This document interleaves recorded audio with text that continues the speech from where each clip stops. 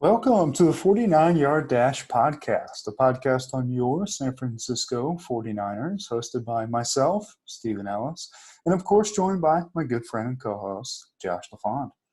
Last week we talked about the best players in the league on offense, top three at each position. This week we're going to go to the defensive side of the ball and do the same thing, so let's get into it. Once again, I welcome you to the 49 Yard Dash Podcast, a podcast on your San Francisco 49ers. We're talking the best players in the league on defense. Pumped for this one. I think this could have a little more variation to it. Where do you want to start at? The defensive line, or do you want to start in the secondary? Let's start. Why don't we start from the interior and work our way out? Nice. I like it. So you want to go You go DTs, first. interior Yeah. defensive lineman? Yeah, let's start interior defensive line, work our way out from there. All right. My number 3, defensive tackle. Probably a year ago, I think he would have been my number 2. But DeForest Buckner, former 49er, representing Defo. In Indianapolis, he's, other than the guy who we're both going to have number 1, as good as it gets. Top notch. Awesome player. I still miss him very much. Yeah, no, it makes you – I don't want to talk about Grant Cohn's number 1 enemy. So we'll leave that for another podcast. Yeah, really. I've actually got – and I know he's an aging veteran, but still just the respect you have for him in this game, I still think he performs at a high enough level to be in this consideration. I've got Cam Hayward at number 3 for me. Yeah, that's a good pick. Yeah, he was kind of just missed for me. He's a good pick. And my number 2 guy really broke out last year as an elite defensive tackle, Jeffrey Simmons with the Titans. Yeah, it's a very good one too. He has become a superstar. And I think him, Buckner, and Hayward make up that second tier after the number 1 guy. Yeah, it's yet again, you and I continue to do this crap where we both go back and forth and contradict ourselves. I'm kind of in that deal of prove it to me again, Simmons. And then that'll kind of be your position on several other guys, I'm sure, too. So. But yeah. He was my number 4. He's right there with those other guys. Buckner's my number 2 for all the reasons you mentioned. Again, God dang it, the 49ers are one of the richest franchises in all professional sports, in American professional sports, North American professional sports, and they didn't find the wiggle room to make his contract work. So that sucks, and it hurts to see him perform there, especially with the improvements Indy's made to their D-line. But Buckner's in a good spot. He's going to dominate for sure. He's that next guy up. Yeah, he is, man. He's awesome. But the clear number 1, I think we both view this guy as the best player in the league. Go for it. You sure? Yeah. You sure? Yeah. It's Aaron Donald. You thought I was going to screw with you there. I thought you were going to say someone completely random. No, it's me to they. Yeah, Kevin Givens. Yeah, I actually thought about – I'm not even going to mention his name. But you know who I'm talking about, 49ers fans. Yeah. You know exactly what I'm talking about. I wasn't going to mess around and say his name. Yeah. I'm not going to slander. I was wondering if you would. That's one of the names I wondered about. Yeah. No, it's like looking in the mirror saying Candyman 3 times. No. Don't do that. No. No, Aaron Donald's a beast, man. He's the best football player, a non-quarterback I've seen in my lifetime. He's up there with guys like Megatron, guys like Adrian Peterson in his prime, even a guy people forget about, CJ2K. A lot of elite guys. Aaron Donald's right up there with them and has surpassed all of them. His longevity of his career, winning the Super Bowl, should have multiple league MVPs, but they won't give it to him. Should have multiple Super Bowl MVPs, but didn't have the team around him to get him there. He's just a beast. Yeah, and honestly, I still think it's wild that they do the Super Bowl MVP voting when there's still 2 minutes left in the game. They submitted them because honestly, I think if they submitted it after those last 2 minutes, I think Aaron Donald probably wins it over Cooper Kupp. Really, I mean, he's the one who finished it off, and he's a force to be reckoned with every single week. And going back to like 2015, his second year onward, he leads the NFL in basically everything defensive linemen can Yeah. lead. I hate those awards. I guess the NBA is probably one of the few leagues that, and they don't do it right. The voters don't, but at least the timing of it makes sense. Like Yeah. in college, the Heisman voting, I remember the year Lamar Jackson won. He was a beast through 6 games. Mm-hmm. They blow out Florida State, who was like top 5 at that point, blow them out by like 50 points. Everybody's anointing him. Well, then here comes Deshaun, don't call me a pedo, Watson, and outshines Lamar the rest of the year. But all the Heisman ballots, the majority were already cast halfway through the year. Same thing with the Super Bowl MVP. Why do you vote before the thing's over with? Doesn't It make does. any sense. Lamar collapsed the rest of the year. Cooper Kupp had a great game in the Super Bowl. Obviously, he was their offense, despite Stafford's mediocre play. But Aaron Donald won that game. When you're watching that game, he literally was like, "All right, 2 minutes left. All right, time to go." Yes. It just put the team on his back. Jamar Chase is wide open for the game-winning touchdown. Yeah. Wide open. He's got 2 steps on Jalen Ramsey. But Aaron Donald makes that play. So, yeah, he should have won Super Bowl MVP for sure. Yeah, I think so too, man. Edge is an interesting one. To me, there's a clear top 3. It's just what's your order. I'll kick it off. Number 3, I put Myles Garrett at number 3. Really? Yeah, which means I have somebody else high. But I put Myles Garrett at 3, and again, like I say, I honestly believe you could flip my 3, and I wouldn't have an issue with it at all, or put them in any order. Technically, of these 3 guys, he did have, I put quotes around the worst season. The other guys just had better statistical seasons, but I don't even want to put the worst, that word, attached to them. They're all amazing. But the other 2 guys did technically have better statistical seasons. So, yeah, I put him at 3. Yeah, he's also my number 3 too. Oh, okay. And okay. I really hope we've got this next 2. I know we have one of those guys in here, so I imagine we have both of them, but you could throw a wrench in my plans. I never know with you. There could be a PFF guy that I just forgot about, and I made this list. But yeah, Myles Garrett, my number 3 for sure. Okay. I will say, out of my list, and we'll get to these other 2 about how they're bring a lunch pail to work kind of guys, real blue collar, real sneaky athletic. Myles Garrett was built like a Madden creative player. Oh my gosh, he is. He has the most potential out of all from a body standpoint. For sure. Yeah, and honestly, like if I'm taking these guys to start a team, I might pick him first. I really might. You have to. So, you have to, just because of that. He's unbelievable. Athleticism. Oh yeah. Yeah, he's slam dunk. My number 2, I wanted to put him 1, but I put Nick Bosa 2. Just because the other guy had such a historically great year statistically, even though I do think if I was taking these players, maybe take Garrett 1, but I'd consider taking Bosa 1. Long term, I like these guys. I would take these guys over the guy I have number 1. But, Bosa was awesome. I've talked about on this podcast many times. He was top 3 in every major statistical category, rushing the passer and even tackles for losses in the run game, of course, while being the most doubled edge rusher in the league. He was unbelievable this year, should have finished 2nd in Defensive Player of the Year voting, in my opinion. And he's a top 5 defensive player, regardless of position, in my mind. Yeah, the fact he didn't crack that for Defensive Player of the Year was really frustrating. But nonetheless, I've got TJ Watt number 2 because I don't give a crap about anything you just said. TJ Watt had a good year. It was historic, all that, whatever. Yeah, but TJ Watt's my number 2. And honestly, funny, you're frozen for me right now, so I'm probably frozen for you right now. Yeah. Yep. All right, we're back. I got to hear you laugh, so that's great. Internet, awesome. But yeah, screw Steve, TJ Watt too, because I don't care about being a fan. 1.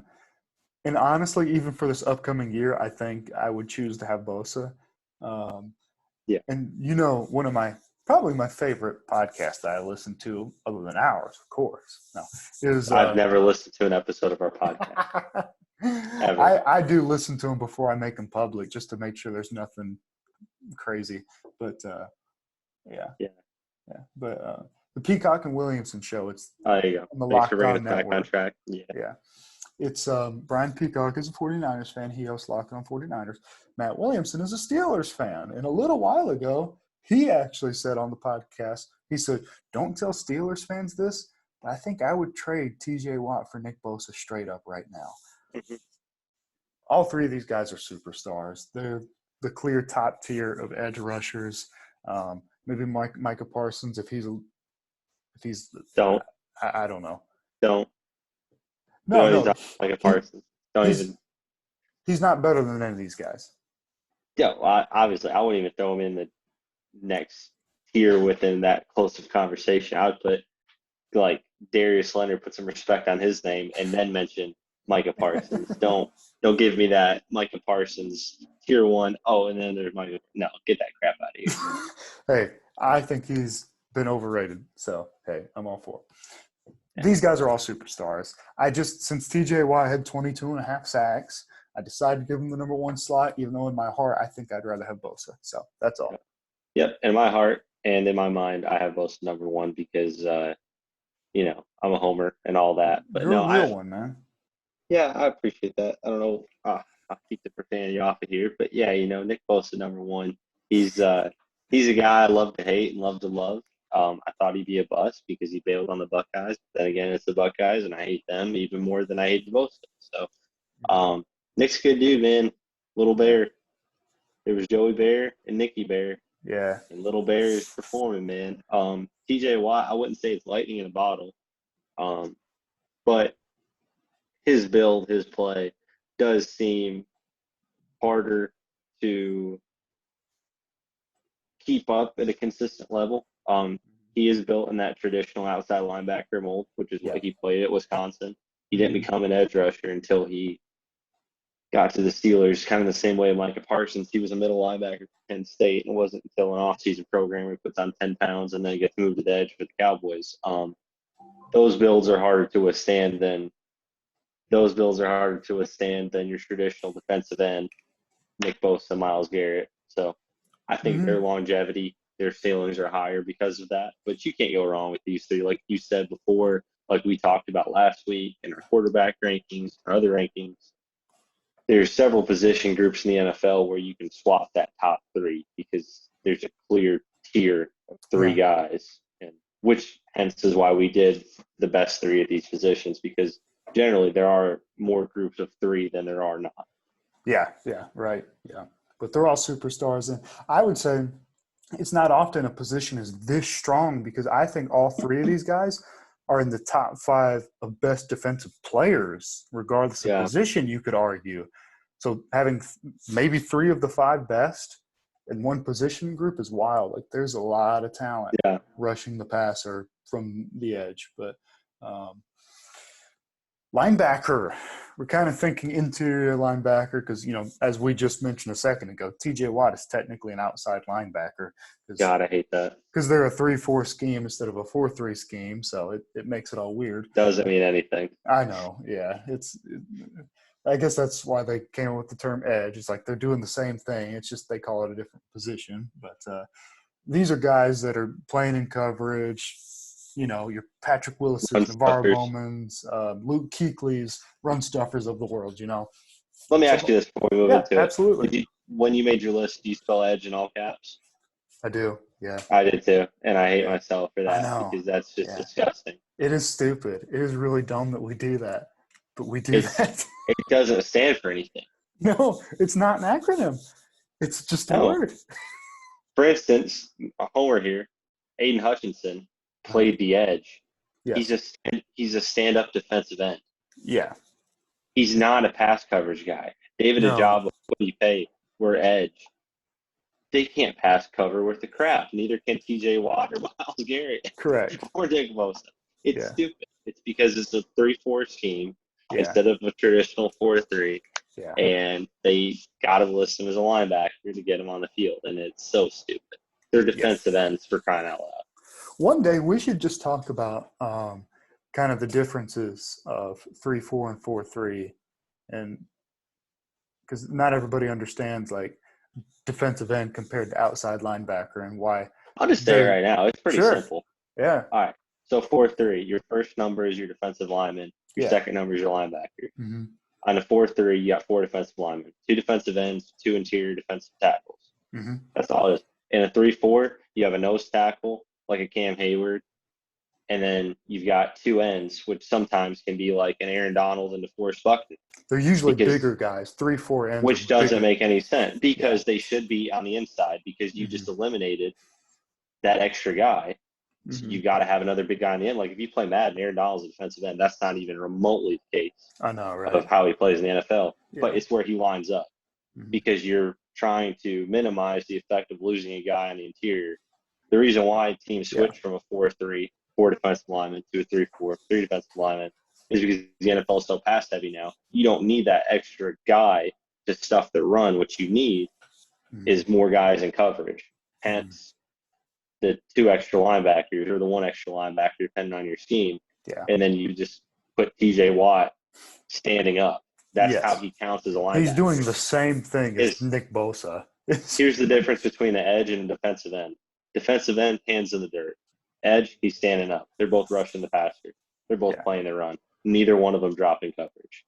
It's do you want to stand up and rush the passer, or do you want to have your hand in the dirt? That's the difference. Yeah, that's right. And to me, like my ideal defense is a 4-3 because, and really, honestly, nowadays it's kind of a 4-2, which is crazy. 4-2-5, yeah. Yeah, 4-2-5 is the more common one now just because it's such a pass-happy league. But if you can have 4 guys on your front and those 4 guys alone can pressure the quarterback and you can have 7 guys in coverage, you're in really, really good shape. That's a really, really good starting point. But not everybody has that. So sometimes a 3-4 where you kind of have 4, maybe 5 guys rushing the passer. Yeah. And it's just how they line up. That's it's like when you play NBA 2K and you look at Chris Middleton and who plays for the Bucks, Giannis Antetokounmpo's right-hand man. When he got drafted, he was a shooting guard. Then when he was traded to Milwaukee from Detroit, RIP, for chump change, ridiculous. He's listed as small forward. Fast forward 5 years later, now he's a power forward. He hasn't changed his game. He hasn't put on any more weight. It's just where he lines up on the floor. It's the same thing as in the NFL now. Aaron Donald, 5 years ago, is listed as an interior defensive lineman. Now he's listed as defensive end. Just because of that's where he lines up. So I would love to deep dive into it. But that's why this whole edge and defensive end thing, it really pisses me off because Nick Bosa, TJ Watt, and Myles Garrett are not covering Tyreek Hill slot. No. Or tight ends even. Or tight ends even. That's a better point. These guys are pass rushers, and that's probably how we should describe them. It's pass rush specialists. Yeah. Because they're standing up, rushing the passer. So there's your difference. But, specifically, people might wonder if they've gotten it this far and haven't screamed into the void for us not mentioning Micah Parsons. They might wonder why Aaron Donald's listed as interior defensive lineman when technically he's listed on the end because he's an interior defensive lineman. He plays with his hand in the dirt. He doesn't stand up and rush the passer. Our pass rushers, our edges, Bosa, Watt, Garrett, both of our top 3 in no specific order, even though yours was wrong. Those guys stand up and rush passer. They do not put their hand in the dirt. They are pass rush specialists. Yeah, that's right. Nice. I guess you can't really make an entire podcast out of that. So, we covered it in like 5 minutes. Oh, we will eventually. We'll run out of material. Yeah, that's true. Right before we end the podcast, once we run out of all things to talk about, we'll just go on a rant about everything we hate about the 49ers and the world in general. That's right. All right, man, linebacker. So we just explained what we meant. We're excluding outside linebackers here. But the captain of the defense. Yes, that's right. Yeah, these are the quarterbacks of the defense. Yeah. My number 3 Steve. Oh, joy. Is Bobby Wagner, now Los Angeles Ram. He's been up here for a long time. I still have him here. Bobby Wagner. You're back. Yeah. You want Bobby Wagner at 3? Yeah. All right. This is a hot take for you. You ready? Okay. Yeah. I love Bobby Wagner. You know why I didn't have him 3? Why? Why do you think? What happened to him this offseason? Because he went to the Rams? Yeah. How did he get to the Rams? He got cut or waived? He got cut. Alexander Johnson, Denver Broncos, number 3. Wow. Wow is right. Well, I'm glad that you know it's right. Wow is right. No, I do love some Bobby Wagner. In all seriousness, Mm-hmm. I like Johnson a little bit more. I know it's a hot take. That's probably one of those LaFondisms where I'm jumping the gun on it. I don't really care. Bobby No Wagner's broke my heart too many times as a 49ers fan. But no, that. Wagner at his age, he's great. He's proven his whole life. I'm contradicting myself again because I just had Cam Hayward in my top. But It's Alexander funny Johnson, how we do that. I know. I do love Johnson's potential. He's really flashed the last couple of years. He plays in an elite defense, and he kind of keeps that whole glue together. We'll get to my safety pick, but Justin Simmons is no doubt in my top 3, and I still feel like Alexander Johnson is the quarterback of that defense. That's what matters to me the most. Out of a middle linebacker, out of interior linebacker, Bobby Wagner does it at a great level. He's been kind of slipping athletically the last year or so. I feel like Johnson was kind of right there with him, pretty close to it anyway. So I got him at number 3. I like it. It was bold, man. There you go. We need more of that because I'm usually pretty bland. So yeah, I think I know your other 2 are. They're probably the same as me. So yeah, and I'm going to be the homer now because I got number 2, Darius Leonard. So yeah, Darius. I think a lot of people would put him 1 right now because he had a pretty awesome year last year. But I'm going to keep him at 2. Yeah, he's still my number 2 as well. My man. And number 1 is my number 3. All Pro Fred. Best linebacker in football. It's weird to think about that the 49ers have 3 of the top 5 best non-quarterback, non-skill position players, I guess. I wouldn't count tight end in that. Let's just say non-quarterback, running back, wide receiver. Mm-hmm. They have 3 of probably the 5 or 10 best players in the league. Yeah. And Fred Warner, George Kittle, and Nick Bosa. Fred Warner's my number 1 as well. Yeah. And Trent Williams, I don't know. Well, Trent Williams as well. Yeah, I guess yeah. I wouldn't think offensive line. But yeah, no, I mean, just thinking in general of positions people normally don't think about. Bookend left tackle, I guess, is a good thing I should have included as well. So you got 4 out of 10. But when you just think about Fred Warner continually passed over by guys with hot takes, like with me, Alexander Johnson. I saw some of those people had Eric Kendrick still over him, Bobby Wagner still over him, Darius Leonard still over him. I'm about to sneeze. Nice. All right, we're good. The moment passed. This too shall pass. I was sneezing in the valley of the shadow of death, but we're all right. But no, he's a stud, and he has been. And again, what a pick for the 49ers front office. They've continually done it with these late round picks. 5th round Fred, all pro Fred.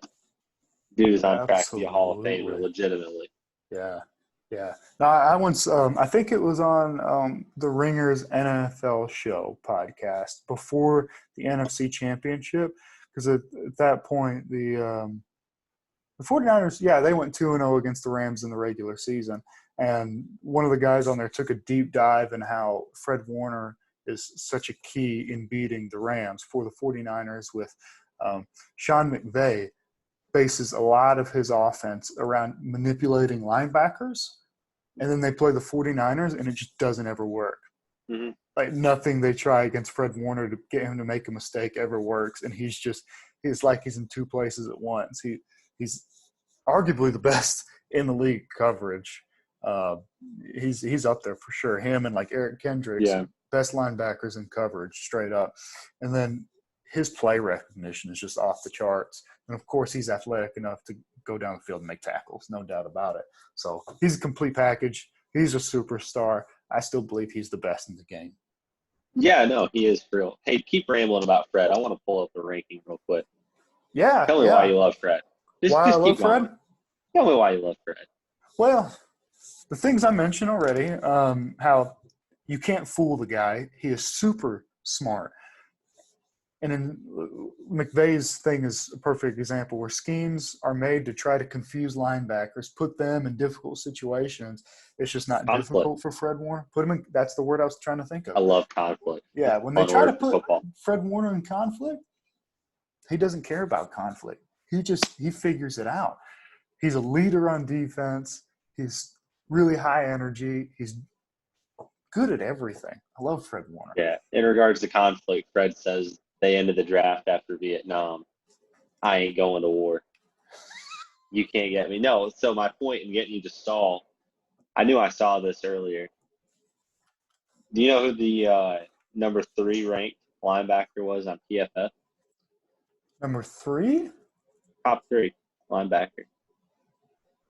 According to PFF's rankings. Now these aren't gospel because they are based on they're not adjusted for sample size necessarily all the time. Alexander Johnson. He was number 3? He was number 3. Nice. So I just wanted to reiterate in case anybody made it this far. Okay. I'm not that much of an idiot. I did have him in my top 3. Someone agrees with you at least. In the PFF, I wrote the PFF article. I wrote it. Yeah, really. I like it, man. I like it. No, honestly, bro, I wasn't aware that he was that level, and he graded out that way. And PFF grades aren't everything, of course, but it's something. Part of it is when you play on a crappy team. That's kind of what cursed Fred Warner for years, and it's what elevated Bobby Wagner. Is, to be honest, Fred's played at Bobby's level and probably been better for a longer period of time. But Yeah. Wagner played on so many Seattle Seahawks playoff teams. Yeah. Fred has been in the playoffs a handful of times. Twice in his career? One of them goes to the Super Bowl, and the last year NFC Championship, nobody sees them. 49ers are a West Coast team. There was many years we didn't necessarily get those primetime games when he was coming up. Yeah. The Chip Kelly years, all that crap. So, and then that's kind of the Alexander Johnson curse too. You play on mediocre Broncos teams. This feels like, hopefully this year with the Trey Lance hype, with the Russell Wilson hype, for both of these guys' sake. Obviously, our boy Fred, get him some recognition. Yeah. Give him some more attention. They both deserve it.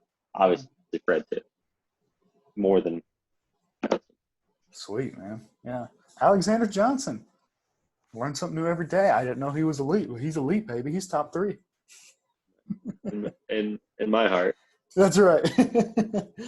Top 3 corners. We might have the same. I'm not sure. Number 3 is what I'm curious about. I bet we do. Yeah? Let me go first. Okay. Tre'Davious White. We don't have the same top 3. We don't. Who's your number 3? AJ Terrell. All right. Yeah. I thought about him.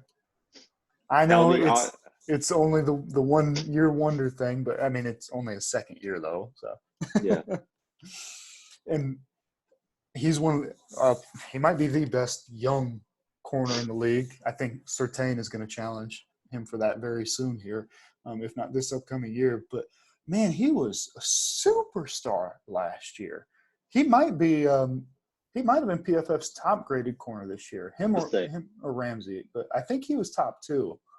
But he was a superstar, especially in man coverage, man. He's a building block for Atlanta. Number 2. Okay. Yeah, he's coming in at number 3, Kendall Fuller, Justin Coleman at 4, and Brandon Eccles of the Jets at 5. Maybe we shouldn't use PFF. Yeah. Yeah, forget Alexander Johnson. Yeah, that's right. But no, I mean, Trey White is awesome, man. No, I don't think you are wrong with it. Did you consider Trey White? Absolutely. Yeah, absolutely. That's kind of the thing, and that's what I told you before we started this episode.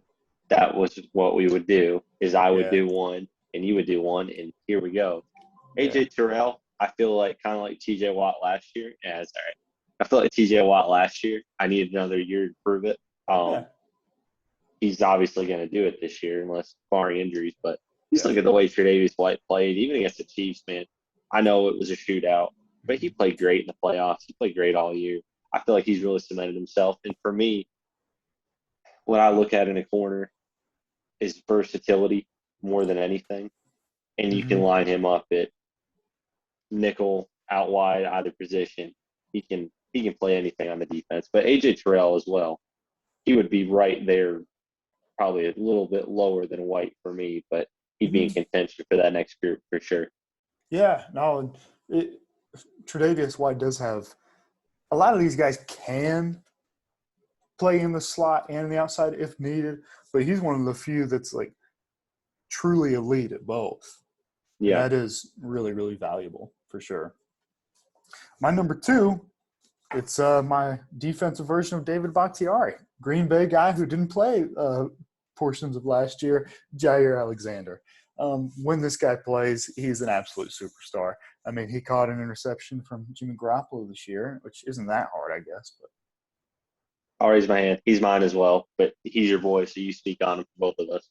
yeah, I have liked Jair for a long time, and I like a lot of players on Green Bay's defense, oddly enough. But you love Eric Stokes. No, I didn't love Eric Stokes. Go with the bit. I have issues. I'm too technical. That's all right. But no, Jair is a beast, man. If it weren't for – I think everybody knows Jalen Ramsey is number 1. So if it weren't for Jalen Ramsey, I mean, this could be the best corner in the league. Ramsey just happens to be like generational talent. Yeah. Man.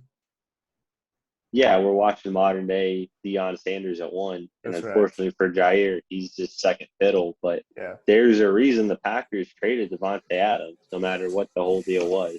Mm-hmm. They allocated money and decided, hey, you know what? We don't just need a one weapon for A-Rod. This doesn't work. We got to keep guys at more important positions, and they went on ahead and did that, and it's elite.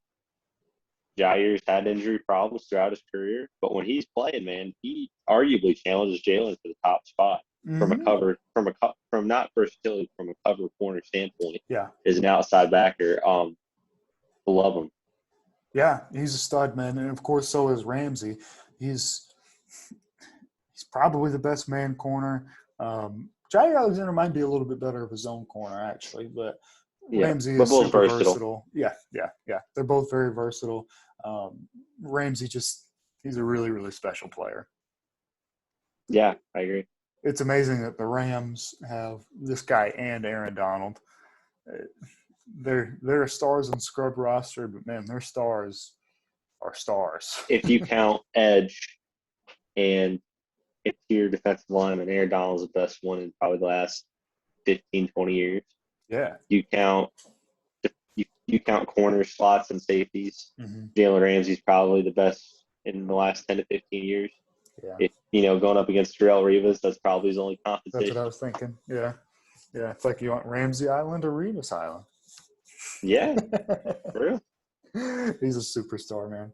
No, he is. All right. I'm curious to see, moving on to our last one in safety. This is the hardest one for me. So I know who both our number ones are. I feel like I am going to be surprised if this guy isn't your number 1. And I feel like another one of my top 3 is in your top 3. Uh-huh. But I'm curious to know who you have at 3. And I'll tell you, I'm not going to decide until after I hear yours, because I need to hear it spoken out loud who your 3 is, because I have 2 names now. Okay. And we've lost Steve again. He is currently asleep. His eyes are slanted.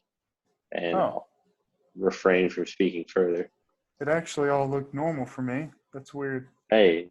Oh, it was funny. Your eyes were shut and slanted. So I try not to make any jokes. But then when you came back, your eyes opened. So it was a little scary. No, but yeah, for real. All right, Stone Cold Steve Austin. I do have 2 names down, and I think one of these guys are in your top 3. So I'm curious to see who you got. All right, my number 3 is Derwin James. All right. Is that the guy that you talk about Derwin, and then I'll tell you. Don't spoil it. I do think Derwin, another guy who's had a lot of injuries. I just love guys who can't actually stay on the field, I guess. No, you do, man. That's you. That's you. That's right. That's me. So that's why you get hurt every time we play. Yeah. But he is really, really good. Oh, yeah. He is a unique athlete, and it's funny, at least I have more of a strong safety, and then a couple free safety, of course, being more of a coverage guy, strong safety being more of a box run stopping guy generally. But Derwin James, man, he's just a freak of nature. He's got great instincts, probably the best tackler of these guys. I think he is the best tackler of these guys. Yeah, I agree. And he's good in coverage. He can do everything, and he's just an unbelievable athlete. He's like the slower version of Jalen Ramsey. That's what I always thought. I got to see Derwin James live in 2016 in Miami with a good friend of ours. Yeah. Who's a Florida State fan. Yeah. And I started watching him like, this guy keeps getting compared to Jerrell Peppers. I don't see it because I'm such a homer. But then you watch him live, and it's like he's slower than the rest of the team, but he is all over the field. Yeah. And just lays the hammer. Yeah. He was my second name. Okay. So I'll give you the first one, Minkah Fitzpatrick, for the longevity of his career, and he earned the contract he just got. I do think next year, going into this year, I'll give the nod to Minkah, based on his whole career, based on Minkah being Minkah. I think going into this year, though, when we do this list next year, Derwin will be number 3 for me. I think he's going to jump Minkah this year. You're kind of seeing like. I'm not going to disgrace Bobby Wagner by comparing him to Alexander Johnson, but that kind of leap that Fred took this past year when Bobby's age went down and Fred kind of went up. They're like two ships passing in the night. Fred took that leap. I think you'll see that this year, in my mind, from Derwin James. It'll be clear. The same way it's clear for us, Fred passed Bobby Wagner. It's going to be clear that Derwin James has passed Minkah into that top tier. You know what's crazy is me making this list. I actually did this one off the top of my head, and I forgot about Minkah Fitzpatrick. That's all right. I think you put Derwin James in a good spot. Yeah. I mean, this is another one where, like I say, I had a really hard time with it in general. But so I know who your number 1 is, and I swear to God, if it's not your number 1, I'm going to lose my mind. Okay. And I think I know who your number 2 is. Okay. My number 2 is Jesse Bates. I was about to say, but there's a wild card that I also forgot on my list. Jesse Bates? Yeah, I left him off. We both forgot. A huge name. Yeah. Well, I'll talk about Jesse Bates. Obviously, we got to see him in the Bengals' long playoff run this year. Also, when the 49ers played the Bengals, Jimmy Garoppolo threw it straight in his chest, and he dropped it. So, that doesn't bode well. Why did I bring that up when I'm trying to talk positively about him? I don't know. I'm a 49ers fan. That's the first thing I thought of.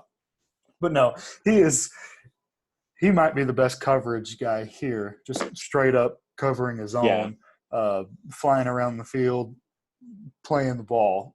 He's awesome. He really is. And he was a critical part of Cincinnati's defense without a doubt.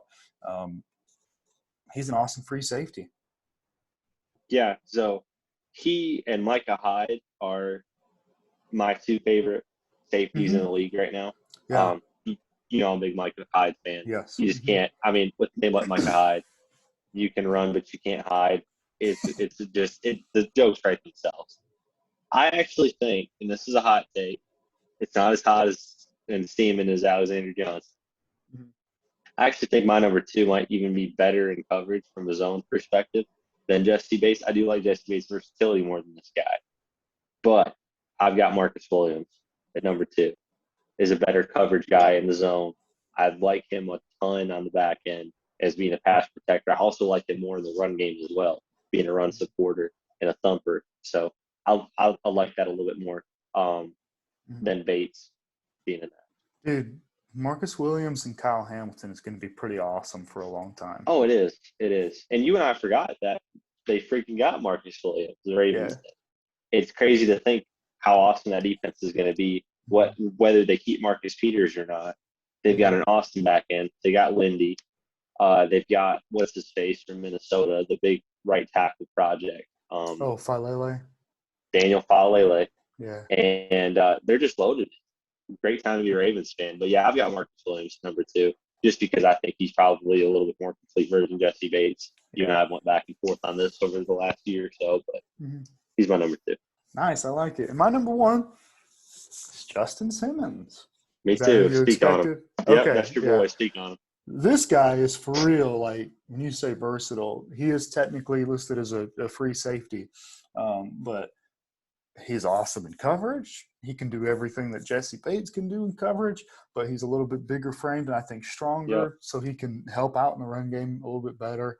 I mean, this guy for real is just an awesome football player playing safety. There's nothing he's not good at, and some people act like he didn't have a great year this year, and I think it's because he didn't get a good PFF grade. But this is why I don't live by PFF grades. Watch the guy Yeah. play. The dude is awesome. It's you watch someone, and then you can look at PFF grades to see, well, did it match? But I still think you don't just purely abide by whatever their grading rankings are, because even they will acknowledge that their grades do a little bit better with defensive linemen and offensive linemen. I've heard them say that a lot, that their grades are, they trust it more themselves with trench players. Just for the heck of it, we'll run through their top 13 they've got. Well, that doesn't Simmons make is sense. not high on it, I don't think. So we'll just go. So they've got a free safety tier, a box strong safety, which is a strong safety. Yeah, I don't know why they have And then they box. have a slot tier, so that doesn't make sense. But we'll just read the 580. A slot tier like Jimmy Ward guys? But yeah, go ahead. I'll find out. Free safety, Kevin Bird or Byard, Yeah, Tennessee Titans, number one. he is really good. Antoine Winfield, Tampa Bay Bucks, who is one of my favorite players as well. Marcus Williams, 3, Jesse Bates, 4, Justin Simmons, 5. Okay.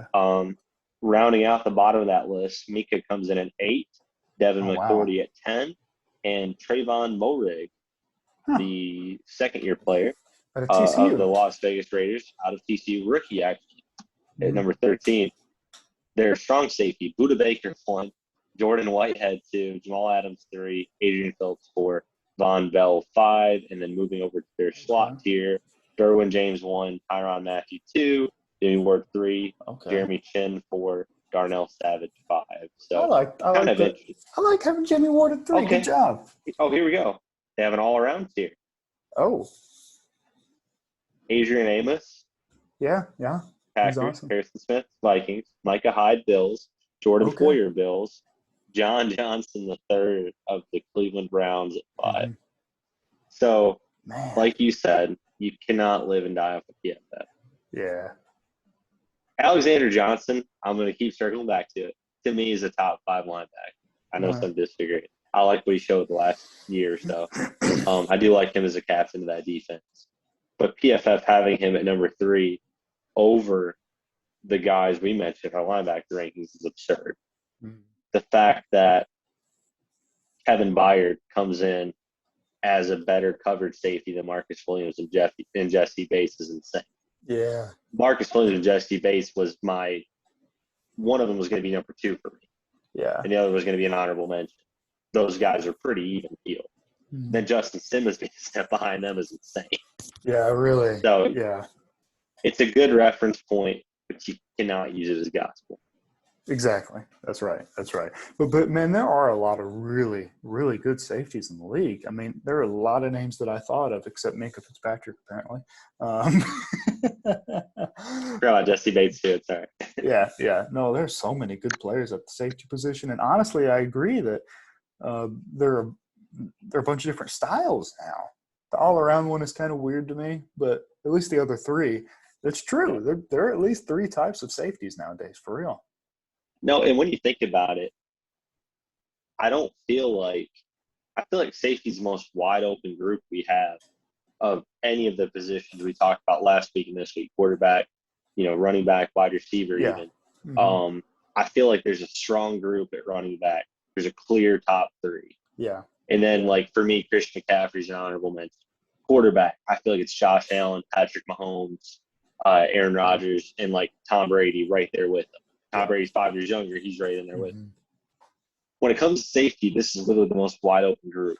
There are 15 football. Guys that are really good. Off the top of my head, like we talked about, just our rankings. For me, Justin Simmons, Marcus Williams, Mika, Derwin James, Micah Hyde, Jesse Bates. The list goes on. Kevin Byard. The list, Darnell Savage. Yeah. Jimmy Ward. The list Tyrann goes on Mathieu, and on and on. Amos. Yeah. Tyrann, it's so close that you can be a fan like I am of Micah Hyde and have him in your top three. And I'm not going to argue with you. After this year, Darnell Savage could have a season that he just goes off. Yeah. Has 5-6 interceptions, a couple forced fumbles, a sack or two off a blitz, and a bunch of tackles. And then he's PFF's number one. He's number one safety in football. They're all so close. You can't really get ticked about it unless you leave Minkah Fitzpatrick off your list and you're a moron. But at least you didn't forget Jesse Bates. That's right. No. But they are all so close, man. It really feels like all it's going to take is a big season for one of these other guys to surpass Justin Simmons. Yeah. Not that Simmons is really, really good. He's really, but so are the other guys. That's the point. And Simmons is getting older than some of these other guys. So these young guys, Derwin James, Marcus Williams, they're probably going to continue to rise, and these guys may decline sooner rather than later too. So I want to ask you something because so we finished the defensive players. All right. Yeah. So just yes or no. These 4 names, are they the 4 best coaches in football? Okay. Oh yeah, we're gonna do coaches. Yeah. Do you want to do it this way, or do you want to do your own list? Give me. I kind of feel like there are 4 guys in tier 1, in my opinion. Do you have a tier 2 already set up? We're just winging it on the spot right now. It's all right. We'll go tier 1, and if you leave one out, I'll let you. You have to put Bill Belichick, obviously. Yeah, Pete Carroll ain't included in this list. No, you don't have to worry about that. All right, good. Bill Belichick. All right. Mike Tomlin. Okay. John Harbaugh. Yep. Andy Reid. Top 4. Tier 1. No. What? Who? No. No Andy Reid? You left Kyle Shanahan out. I don't want to put him in tier 1 since he hasn't won a Super Bowl. It doesn't matter. Even though I believe it. Andy Reid's tier 1 even before he won a Super Bowl. And they're the same exact coach. Right. They both are notorious for poor in-game management, but they have elite offensive pedigrees and systems that are, elite, and they're difficult to master. And it wasn't until he got Patrick Mahomes that Andy Reid got up the hump and didn't get back. 2 tries, didn't bring home the cup, Lightning McQueen. Trey Lance does that for they got it. I'm just saying the last 2 years. Did Reid? He won one before Mahomes, right? He didn't? Oh. He coached with the Eagles for 15 years. Yeah. And went with Donovan McNabb. Made some deep playoff runs. Took a year off. Took the job with the Chiefs when they had Alex Smith. Drafted Mahomes. And the rest is history. Huh. Yeah. Okay. No, he played in a great game against Tom Brady. Terrell Owens thrown up on the sideline. Great Super Bowl. I lost my 2 front teeth that year because for some reason I had an ADHD moment and I bit into a foam football. I don't know why I did. I just said, you know what? I'm going to fight it. And I lodged them both free. Nice. So I went around with my tongue coming between my 2 front teeth for many years. But no, I remember that Super Bowl for that reason. One of the few we didn't have a Super Bowl party at our house growing up. No, Andy Reid didn't get it. And that's kind of where I have Kyle Shanahan. Like, you take away Mahomes from Reid, the Chiefs, you put Alex Smith on that team. Do the Chiefs beat the Niners? No. If Jimmy Garoppolo is that throw. Coach. No. Yeah. No. Reid and Shanahan are 4A. They are the same guys. They're 4A and 4B. Yeah. And then John Harbaugh, Mike Tomlin, Bill Belichick are above them. Okay. I'm cool with that. Yeah. Who would be your next tier? Like your next 3 guys? Out of curiosity. I was just about to ask you, is McVay the next guy? He's up there. I don't love him as personality-wise, but he is a really good coach. I don't hate his personality. Oh, we lost Steve at the most critical point of the show. Really? You're still here for me? Oh, come on, man. This stinks. I just said we lost Steve at the most critical point. I actually heard that, and you weren't frozen for me for a second, and then it happened. But no, I don't hate McVay's personality. I don't like what he teams up. It's it's almost gimmicky, and there's nothing wrong with that. But and it's not because it's Kyle Shanahan, because I respect Andy Reid more than him. I do feel like there is more to an Andy Reid Shanahan offense than there is to McVay offense. McVay's stuff, I think he relates to his players well. I definitely think he's a player's coach, which in all reality, maybe he should be higher than Shanahan, because I think he's got the best of both worlds from a Shanahan X's and O's. Yeah. Andy Reid is player's guy. I mean, heck, he wears freaking Hawaiian button-down shirts to every NFL meeting and talks about eating glizzies and steaks. That's it. He doesn't eat vegetables. He just eats meat. Dude's amazing. That's kind of a mix of both worlds with McVay, but just the way he runs stuff on offense, like you talked about, trying to put linebackers in conflict but can't get past Fred Warner. The only reason they go to the Super Bowl this year is because Jimmy Garoppolo has one of the worst games of his life. That's it. Yeah. That's it. That's why he's a tier below for me. He kind of fell into the situation. No, I would too, because Shanahan doesn't have, I guess I was about to say, just about to speak on my rear end to say he doesn't have generational players. Shanahan has Kittle. He has Trent Williams. Not at the quarterback position. Not at quarterback position. Yeah. But neither's Matt Stafford. But McVay did luck into the fact that he caught Goff on a career year when things were kind of coming together for him. He kind of tapped into that potential before he turned back into a head case. He caught Donald at the right time. He caught Ramsey at the right time. He caught the Rams with the right amount of cap space and assets to make moves to build that team. Yeah. And that set him up for the future. That's great. Shanahan inherited a dumpster fire.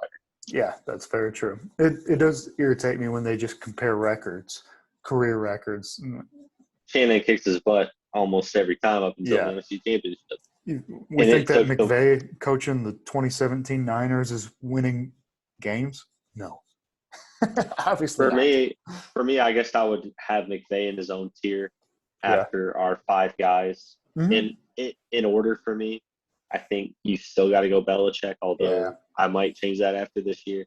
Belichick 1, Harbaugh 2, Tomlin 3, Reid 4, Shanahan 5.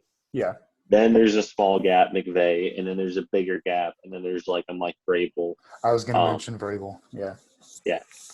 And then there's McDermott is very good. There's a Sean McDermott. There's a Matt LaFleur. There's a Zach Taylor. Depending on how, and I know this is a homer, depending on how MCDC, Motor City Dane Campbell does this year, I'd be willing to throw him into that tier as well. Yeah. Because in the NFL, there's a reason why so many jobs change over. There's way more crappy coaches than there are jobs to have. Yeah. That's why they're always recycled. So eventually, odds are you're going to land on a bad coach more often than you're going to. It's like playing Monopoly. You're going to go straight to jail than you are pass go with like 200 more often than not. Yeah. There's more Cliff Kingsbury's than Kyle Shanahan out there. Yes, that is true. It feels like that group, and then there's every other job. You can throw Robert Saleh in that. You can throw Matt Rule in that. All those other guys. You could throw them all into that tier after that because they're one bad season away from losing their job. Yeah. No, that's true. That's true. Man, that was fun. I like talking about the coaches too. I'm glad we added that at the end. No, we need to do some. We'll do some breakdowns this off season. Yeah, we should. Coaching talk, league talk. Yeah, I like that idea. You got a fact of the week for us, my man? I do, man. This is off the cuff because I've been thinking about what we're going to do.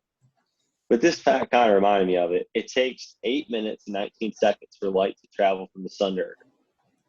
So when you think about it, it's crazy. The light you're seeing from the sun happened 8 minutes and 19 seconds ago.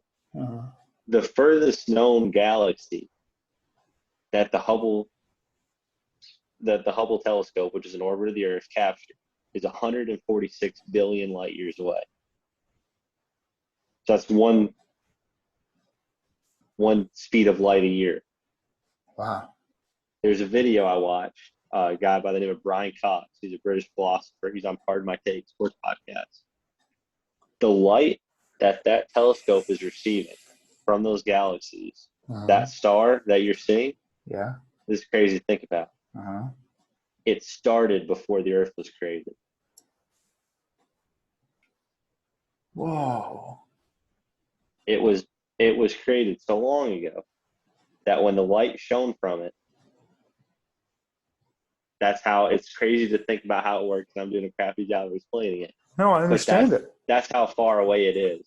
That the light started traveling even before the Earth was created because it's in such a distant galaxy. That's wild. That planet was there, that star was there, that galaxy was there long before the Earth was created. But it came over here. That's one of the In the craziest things I've process. ever heard. So what they're seeing is billions of years ago, millions of years ago. Dang. That's pretty amazing. Pretty amazing. That's why things like Star Trek and Star Wars are not possible because you don't have the technology to go there. Yeah. That's a dumb fact of the week. You don't have technology that was to travel awesome. to a distant. You have a technology to travel to a distant star. I learned about the speed of light, and I also learned that Star Wars is fictional. Here's one for you. Can I give you a second? Yeah. Hey, can I give you a second fact of the week? Yeah. Just for that, because I thought this was a fun one. Hawaii moves 7.5 centimeters closer to Alaska every year because of the Earth's crust, and it's sitting near the magnetic pole. And my little one-liner I was going to throw in was Hawaii moves 7.5 centimeters closer to Alaska every year. As long as Jimmy Garoppolo is not the one captain that ship, at least they won't overshoot him. Oh, that's good. That's a good place to end it. On that note, we're not sure what we'll do next week, but this has been fun. This has been the 49-Yard Dash. I'm Steven. That's Josh. Peace out, everybody. Rocket Man.